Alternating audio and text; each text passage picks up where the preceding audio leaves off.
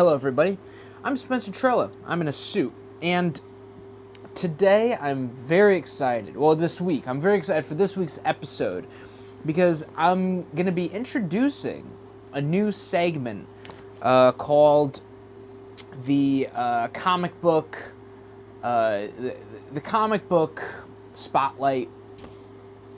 Comic book spotlight, where basically from now on, every week, I'm going to find a comic book issue and, just sort of give it like a highlight and just sort of go through what I think makes it so special, and give it sort of a recommendation. Or maybe I make fun of it. Maybe I think it's a bad issue or an overrated issue. But yeah, so this is going to be a new segment that's going to be in every single future episode of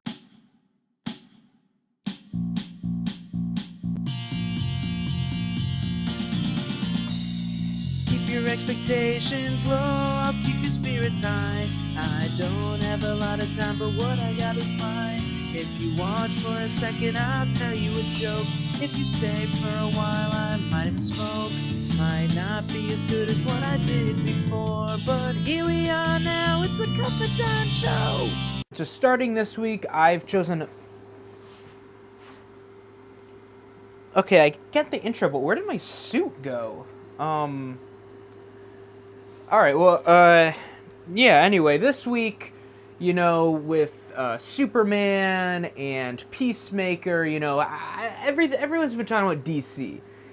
Fantastic Four was a flop. Critics liked it, but it did not make a lot of money in box office. So what I'm getting at is, it seems like general audience, like the tide is shifting more to DC Universe, and everyone has been talking about World's Finest, which is what people want a movie with. World's Finest was a comic book run, which was Batman and Superman Superman and Batman. This is a issue that I think, James Gunn, he likes to make the movie, usually, he likes to make the movie straight out of the comic book, plots, and I think this should be what they make the movie out of. This is issue number 218. It is The Secret Failure of World's Finest, okay? And here on the cover, you see them, Superman and Batman, driving through the town. We don't know which town, and it appears to be like they're riding through in what is like a parade float, and there's a big banner that says "Welcome to World's Greatest Heroes," and there's a big crowd here cheering them on, but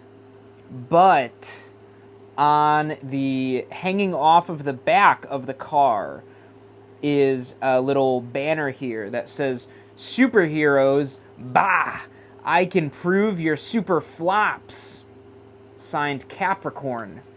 So and people are pointing at that, the ones who can see it are confused and perhaps a little, distraught at the message there. Plus Metamorpho, and we'll definitely talk about. So, in case you don't know, back in the 60s, definitely 60s, maybe 70s, early 70s, if that. But anyway, they used to put these, at the end, they would do like a normal comic book issue, and then at the end they would take a character or like a comic book series that wasn't doing very well, that wasn't very popular, but the producers like DC thought, hey, I think if people were more exposed to this, they would like it, and they would just throw like a short little mini comic at the end to try to get people more interested. So this issue, it's Metamorpho, which actually works out perfectly because we saw him in Superman. So you know what I mean? They could even do that little mini short maybe that's an end credit scene, or well, it'd be a long end credit scene. But anyway, they could implement that into the World's Finest movie somehow. But anyway, let's open this thing up, and right off, before we even get to the first page here, we get an ad, and I love these ads. It's part of the reason why reading these old comic books is fun. Because look at this ad here for BB gun. The first thing, we got a BB gun rifle. The Daisy, the BB gun every boy dreams about, because every boy dreams about a BB gun, and it's this Daisy one. And yeah, you gotta, they're saying if you want a BB gun, you gotta have a clean room. You can't have tennis racket and, comics and porno mags all over your bed. You got to clean that stuff. You got to throw that under the bed. You can't have your Adidas and your basketball and your football and your guitar and your flippers, all out on your floor. You got to, tuck that crap away, But anyway, into the actual issue here, we have Superman and Batman in their first failure. So now, I don't know, as a reader, I'm thinking, ooh, they're going to fail this episode. That's something we haven't seen. They're in old Gotham City Hall, and it's a secret assemblance of the nation's most important men. No women. No women at this meeting, okay? The most important men, okay? And all of a sudden, a goat appears to be leaping towards Batman and Superman. And, we have this guy who looks suspiciously, this one who I could play, this one who looks like me, that's the role I could play, says, "What in blazes?" And that's exactly how I would deliver that line. So James Gunn, because you're going to want me in this role, think of this as my audition. Ready? I'll do it again. "What in blazes?" That's me playing this guy here in a suit when he sees a goat. And then this guy who looks suspiciously like the Joker is like, "Is this a joke?" And then this other guy says, "Yes, a joke by Capricorn." All right, and then we have here, so they fight this goat, they beat the crap out of this goat, and then Batman runs in, and the Commissioner Gordon is throwing out some, he's shredding documents, and Batman startles him, and Batman says, "Sorry, Commish, you're pretty jumpy lately." He calls him Commish there, and that's throughout this whole issue. And maybe it's just this era, early 70s, they made Batman like a cool guy. He calls the Commissioner, he's not just calling him like Gordon or anything, like he's way more casual than that. It's down to Commish now. "What's up, Commish?" Let me tell you something. That's vigilanteism for you. That's part of the reason why I'm against vigilantes, because they're gonna get too comfortable with the police, and they're gonna start calling them Commish. Anyway, so the Commissioner Gordon is getting blackmailed by this goat guy, and he's talking about how old he is, and Batman is like, "Oh, you're not that old. I mean, like, you're definitely not young, but you're not, like, old." So Commish here tells Batman that this Capricorn fella can read people's minds, which, of course, Batman is concerned about. And then Gordon just starts yapping. Gordon just starts yapping to Batman about his day in court. I don't know, like, he talks a lot, that Commissioner Gordon. Batman's swinging back to the Batcave or whatever, and he sees the mayor about to kill himself.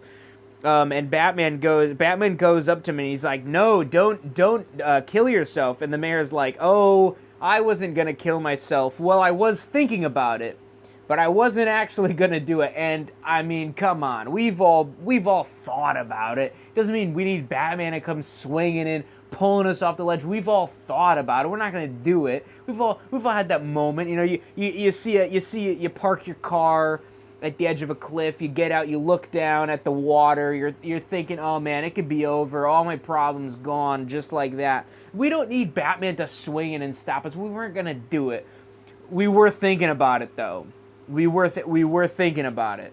But we don't need Batman. You know, he's always Batman. He's such a drama queen. He's always overreacting about stuff.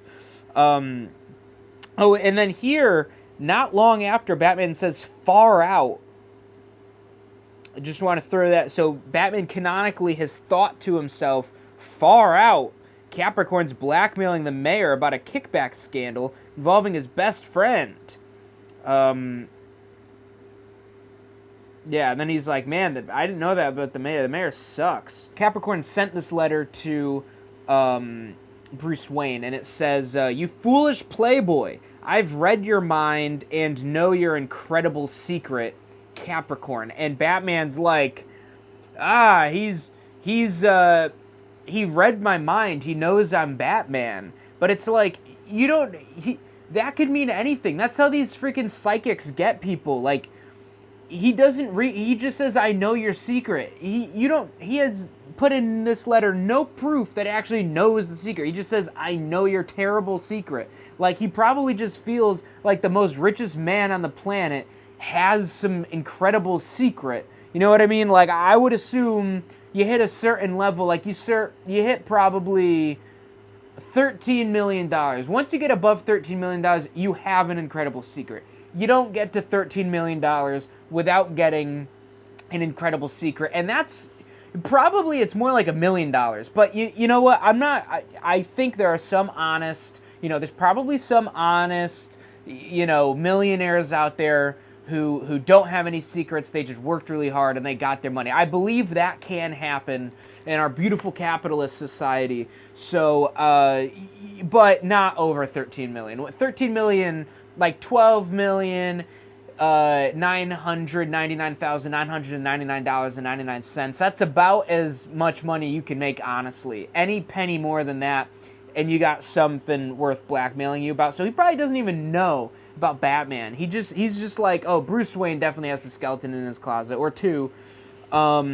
So, anyway, it's stupid that, but Batman totally falls for it. He's like, oh, he knows I'm Batman. Batman, he's all nervous that he knows the secret, and now he's got to go to this, another one of their clandestine meetings here.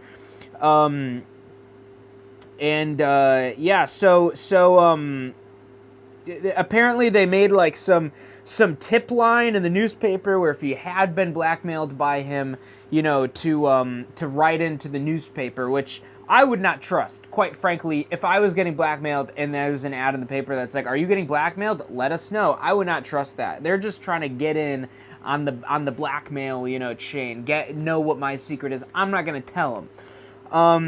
And then I do want to point out here, once again, Batman calls him the commish again. So I think he's saying that, like, that is Alfred disguising himself as Bruce Wayne. So, like, to trick people so they don't think Batman is Bruce Wayne, which is a pretty clever trick, except Alfred, I don't think, could pull off looking at it. It's whatever. But I do like the way that they drew this panel. It almost makes it like if you, and the image is gonna be up on the screen, but if you crop, if you look at the image a certain way, it looks like this old fella is like holding his like a cape over his thing like this, like holding I can't do it because I'm not wearing a cape, but like he's holding, like doing this. My hoodie's not long enough. Like doing this move, like he's holding like this, like it looks like he's doing that. Like that's what I thought the scene was before it's the guy's leg. If that's what you saw and you can't tell what it's supposed to be, it's the guy's leg. They just drew it where like he's got his feet up, and it's like he's really close to the perspective of the picture. So that's his leg. Like anyway, Batman is pledging things. He's joining the Boy Scouts or something, and then Superman shows up. And then he calls Superman the world's second best detective and mightiest man, which, here is the thing. I know he's trying to be flattering, and I mean, calling him the second best detective is already sort of a slight, but here's the thing. I don't know if Superman is the second best detective. Superman, for all of his good qualities, I don't think he should be called the second best detective. Like, I think there's a lot better detectives out. Lois Lane is a better detective than Superman. You know what I mean? Like, I don't think he's the second best. Now, the Mightiest Man, I'm not that he takes the Mightiest Man. But also their reaction to seeing Superman, marvelous, bravo, great. Like, I don't know, just this is a great panel here because not only did the artists forget to color in Superman's uniform so it looks like he's wearing white, it looks like he's wearing a white costume here, but also he feels like he needs to specify what MO means to Batman. Like he says, oh, it's probably a criminal who's used this MO before, but he goes, who's used this MO, method of operation, before. Like, why? You know, because here's the thing. If you're going to shorten it to MO, you don't say method of operation, because then it's way longer than if you had just said method of operation. If you're going to say MO, it's because you think the other person knows what MO means. You know what I mean? Like, if I didn't think the other person I'm talking to knew what MO was, I wouldn't say it and define it for them. I would just say method of operation. Like, to do what he did, that's like a dick move, because that's like him saying, like, he doesn't expect Batman to know what MO is, and not only does he not expect Batman to know what it is, but he feels like he's taking it upon himself to teach Batman this new lingo. Like, Superman's dumbass probably just heard MO the other day, and he finally figured out what it meant, and he's like, oh, I better share this with Batman so Batman knows what it means too. And Batman's like, I know what MO means, dumbass. They think of this Fabio guy who's released from prison and basically did the stunt before is him. So they go to this place, and Superman, well, Batman's unlocking the door in there, but when he opens the door, it's like a bomb or something. Like a bomb and then Fabio says it's to protect from home intruders, but it's like, how much is that gonna protect you? Like, it's just that blows up half his house is like destroyed from that bomb. Like, that kind of sucks. Booby trapping your home was found illegal by the Supreme Court. That's what Batman said. I'm just saying that's what Batman said. Okay, Batman, that's literally a line from Batman. He says, "Sock," he punches Fabio, knocking him out, no doubt. And he says, yeah, don't give me that law-abiding jazz, you crumb. He calls him a crumb. Booby trapping your home was found illegal by the Supreme Court. So he's got knowledge of, like, legal matters. And also, that's kind of BS. I think you should be allowed to booby trap your home. You know what I mean? I mean, come on. That is, what's wrong with that? What's wrong with booby trapping your home? If someone's gonna break into my house, they deserve to get booby trapped. Okay, so that's it. That should be legal. And this guy, he runs away. Oh, is this the real Capricorn? This is the real Capricorn. And there's that goat again. He's thinking quite a bit. There's a lot of text here. I'm not reading all this. And yeah, he reads Fabio's. So Fabio was innocent, actually. So Batman, they got the wrong guy. And then he shoots Fabio, and kills him. And then Batman and Superman show up, and they're like, "Dang." And they're like, "Guess we were wrong." And he leaves a letter behind. There is only one Capricorn, and I am he. But anyway, so they think that he's dead. Like, it's in the newspaper that Capricorn died. And then there's an ad here, which is, the ad is actually a small comic about these little skeleton pirate of the Caribbean, you know, like little figures that move. And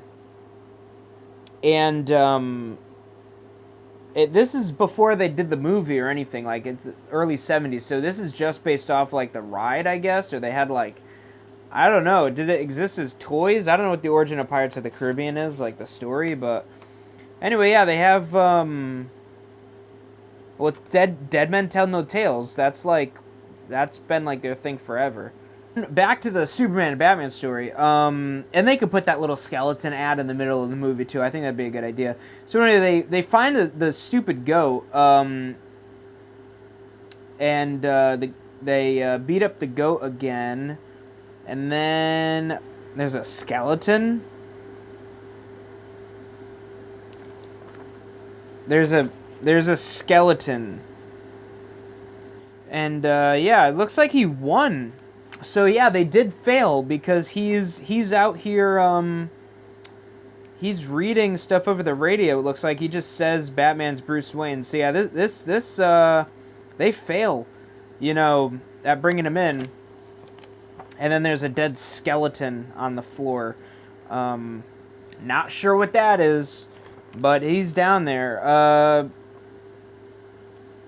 And then anyway, now here's the Metamorpho comic, which we see this guy here, Igor. You know, he looks Simon Stagg.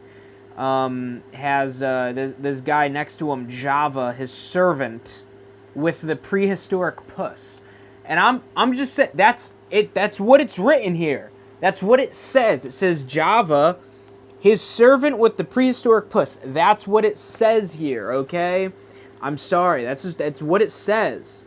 And yeah, basically it's just giving you like a background where it's like this guy Rex Mason, who turns into Metamorpho. He's dating Simon Stagg's daughter, who's like really this hot chick. And yeah, they make Metamorpho like wisecracking in this. Oh, they say it right here. Bitter, wisecracking Metamorpho, the Element Man, is what they say here. And then they say the fabulous Element Man, as the chemical phenom, joins the other great stars of World's Finest in his own series of mind-blowing adventures, kicking off here with the merely staggering epic, The Haunted Millionaire. Woo! But, you know, if you're a millionaire, what could you possibly be haunted by? Like, you have so much money, you can de-haunt whatever is haunting you.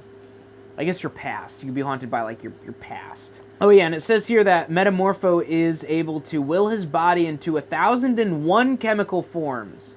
Not 1,002, not 1,000 on the dot, but 1,001. So just keep that. I hope James Gunn has a track of all 1,001 chemical forms and compounds that he can change into, and doesn't have him ever use a chemical compound that's not within that 1,001 that he knows how to use.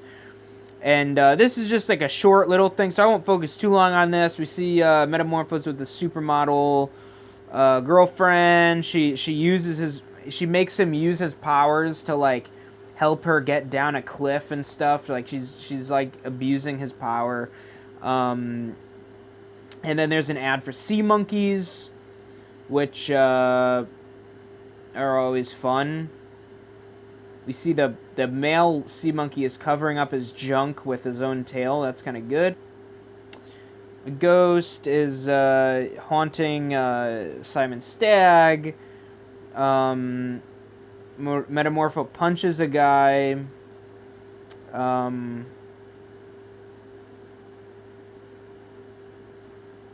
I want to see his wisecracking. Hold it right there, Buster. That's one of his wisecracks.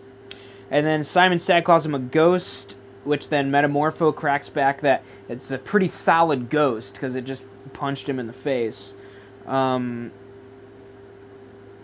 then Simon Stagg demands Metamorpho protects him. Metamorpho calls him Staggy, which that's kind of wisecrack. That's like good. And then he says that he doesn't take demands from him, and he's not going to protect him.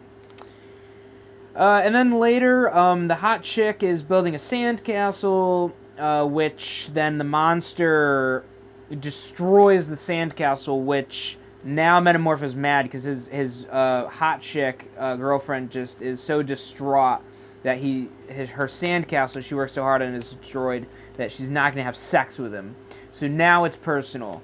So, yeah, here she is in a nightgown. There she is in a bikini. She gets chained up. And then the monster kidnaps her. Okay. It cuts Metamorpho's hand off. Metamorpho turns into sand. And then the daughter, the hot chick ends up with her own father. So, yeah, pretty good issue all around. So that was the comic book spotlight segment. That's going to be, from now on, every episode's going to have that. So now that we're done with this, we can move on to what I had planned for the rest of the episode. So where's Churro? Because I was going to have Churro come on and... Wait, what? No, we're... Okay. Apparently we're out of time. So, that's it. So, well, anyway, thank you for watching. I'm Spencer Trella. And, like always, this has been... No, we're really... Okay, no, it's really...